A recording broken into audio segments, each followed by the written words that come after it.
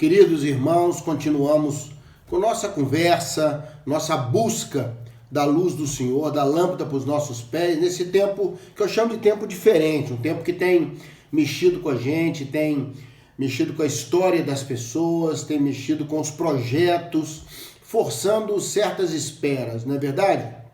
Eu queria hoje abençoar seu coração com o texto que está em Êxodo 16.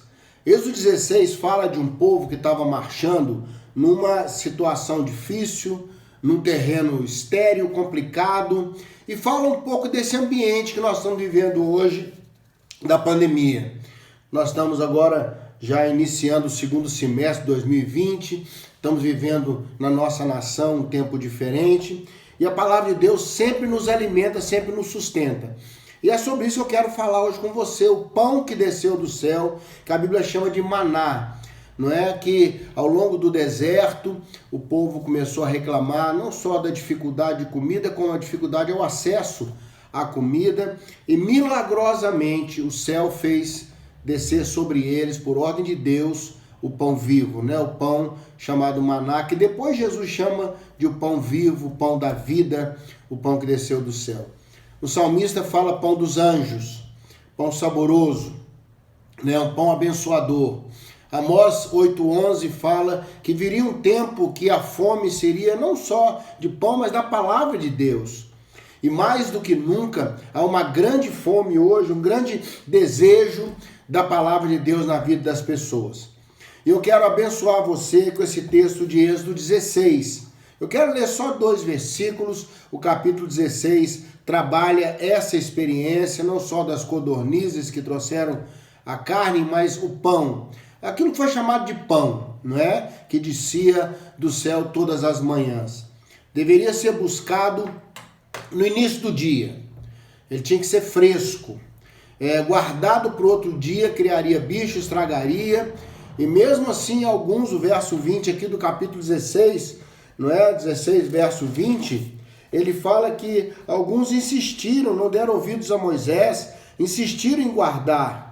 E no dia seguinte, deu bichos e cheirava mal. Moisés chegou a se indignar contra eles.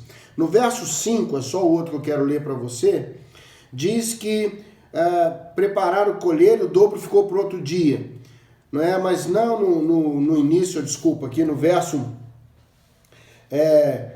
13 em diante, principalmente o verso 15, fala que caía como um orvalho e eles não entendiam bem o que era aquilo que caía. Veio a direção de Deus para que eles comessem o pão, que Deus mandaria chover pão do céu. No verso 4 fala, e eles deveriam colher. Não é? Diz que era o pão que o Senhor daria para o seu alimento, verso 15. O que eu queria chamar a sua atenção? O céu nos provê. O céu nos provê. Mas o que mexe meu coração aqui, que eu quero alertar a você, é o cuidado que precisamos ter nessa época, na época difícil, em não guardarmos as provisões que Deus manda, mas recebermos e usarmos logo essas provisões. O pão tem que ser fresco. A bênção do maná para a nossa vida, nesse deserto que estamos passando, é receber hoje do Senhor a bênção para hoje. Jesus reafirma isso na oração do Pai Nosso, quando ele fala o pão de cada dia, ou pão diário, ou pão desse dia. Saber entender a bênção de Deus para mim e para você hoje. Não ficarmos perdendo a oportunidade hoje de sermos abençoados. Há uma certa urgência. Temos que manter o frescor desse pão. Se guardarmos para o segundo momento, pode dar bicho, pode cheirar mal, ou seja, pode não ser mais aproveitado. E ficar visível até para os outros, como disse um pregador, que nós guardamos o que não devíamos ter guardado. Eu espero que nesse tempo as bênçãos do Senhor sejam não só buscadas corretamente logo no início do dia, eles tinham a expectativa de que Deus daria no outro dia. Que você saiba que a cada dia Deus tem separado para nós essa chuva de amor do céu, essa chuva de provisão para a minha vida e para a sua vida. Que hoje a gente possa aproveitar essa bênção. Não fique perdendo o momento. Não só no fato de ser abençoado, mas no fato de abençoar também. Quem sabe você vai ser o maná de Deus para a vida de alguém hoje. Não segure a bênção, não fique esperando em tempos como esse, em jornadas de deserto, é comer hoje o que Deus pôs hoje. Receba essa bênção. Há uma certa urgência, há um certo cuidado em não deixarmos passar a oportunidade da bênção de Deus para hoje. Receba na sua vida, coma o pão fresco. Fique na expectativa que, junto à sua tenda, Deus vai trazer o que você precisa para o dia de hoje. Não espere para amanhã. A não ser no tempo do descanso, no tempo da graça de Deus, que era a sexta-feira, Deus mandava uma porção dobrada para um tempo de descanso. Deus sabe o tanto que você precisa, o seu limite, Deus sabe o tempo das coisas.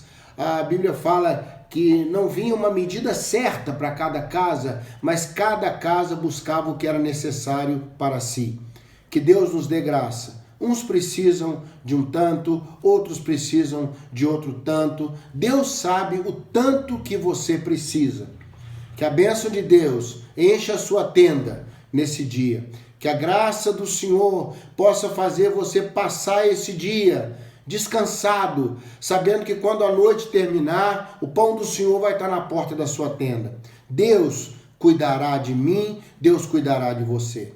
Não vai faltar o maná. Nós vamos atravessar esse tempo. A Bíblia diz que durante toda a travessia do deserto, o maná do Senhor veio.